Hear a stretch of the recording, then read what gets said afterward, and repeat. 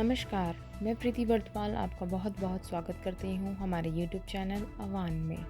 तो चलिए रुक करते हैं आज के मुख्य समाचारों का। गोवा कांग्रेस ने गिरीश चोडानकर को अपनी प्रदेश इकाई का अध्यक्ष किया नियुक्त। कांग्रेस ने अगले साल होने वाले गोवा विधानसभा चुनाव के मद्देनजर गिरीश चोडानकर को सोमवार को अपनी प्रदेश इकाई का अध्यक्ष व पूर्व मुख्यमंत्री दिगंबर कामत को विधायक दल का नेता बनाए रखने का फैसला किया और साथ ही राज्य के पूर्व ऊर्जा मंत्री एलेक्सो सिक्वेरा को कार्यकारी अध्यक्ष नियुक्त किया। आप नेता कर्नल अजय कोटियान ने कैग की रिपोर्ट पर जताई चिंता। आप नेता और सीएम पद के प्रत्याशी कर्नल अजय कोटियान ने कहा कि कैग की रिपोर्ट ने राज्य में स्वास्थ्य सुविधाओं की पोल खोलकर रख दी है।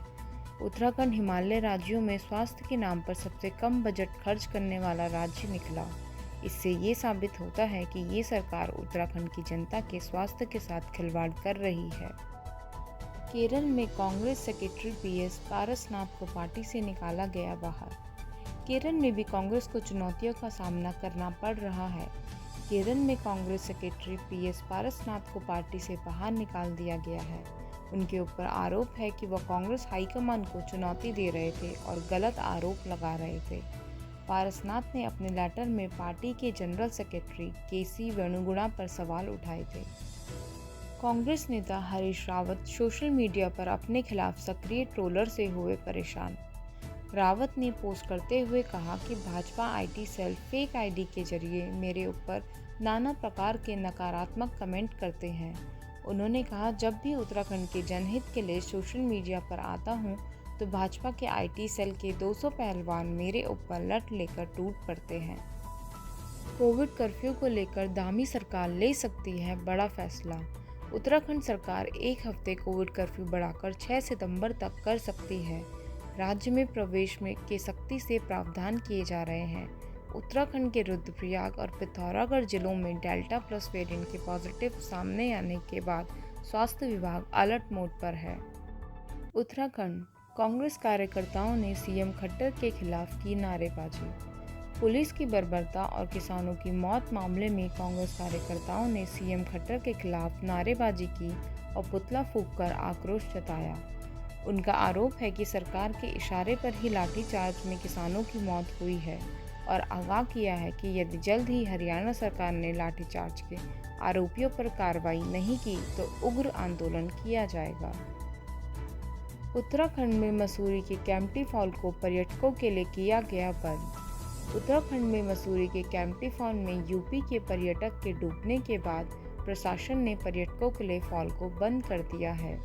पर्यटकों की सुरक्षा के लिए 3 नंबर पुल में पर्यटकों के जाने में प्रतिबंध लगाया गया है, क्योंकि बरसात के बाद पुल का जलस्तर घटता बढ़ता रहता है।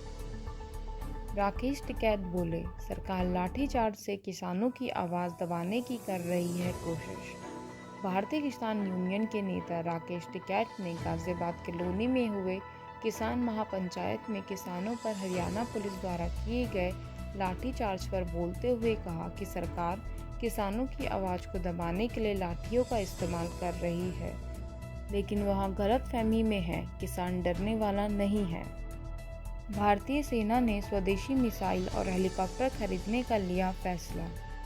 मेक इन इंडिया के तहत भारतीय सेना आकाश एयर डिफेंस मिसाइल सिस्टम की 2 रेजिमेंट और 25 उन्नत हल्के हेलीकॉप्टर AALH की खरीदारी करेगी। रक्षा मंत्री राजनाथ सिंह ने कहा, पाकिस्तान भारत से सीधे युद्ध नहीं लड़ सकता। उन्होंने कहा, भारत के साथ सीधे युद्ध न करने की अक्षमता ने पाकिस्तान को 2 नीतियों पर काम करने के लिए मजबूर किया। एक तो उन्होंने एटमी रास्ता खोजने की दिशा में कदम बढ़ाए और दूसरी तरफ भारत को डेथ ऑफ 1000 कट्स देने की नीति पर काम शुरू किया। यूपी पीएम किसान सम्मान निधि योजना में महिला किसानों की बढ़ रही है भागीदारी। किसानों के लिए शुरू की गई पीएम किसान सम्मान निधि योजना में महिला किसानों की भागीदारी तेजी से बढ़ रही है।